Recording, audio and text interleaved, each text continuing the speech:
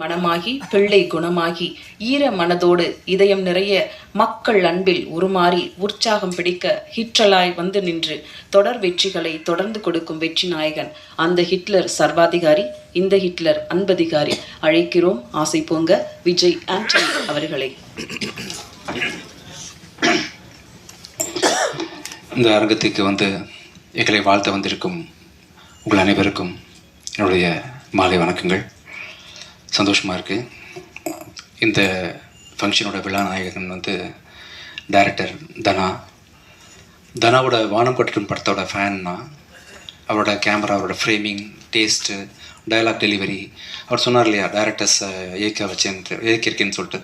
பாலாஜி தீவேல் சாரை பர்ஃபார்மன்ஸ் பண்ணி வாங்கின விதம், சரத்குமார் சாரோட பெர்ஃபார்மன்ஸ், ராதிகா பண்ண பெர்ஃபார்மன்ஸ் எல்லாத்தையும் பார்த்து ரொம்ப ரசிச்சிருக்கேன் அவங்க படத்தை.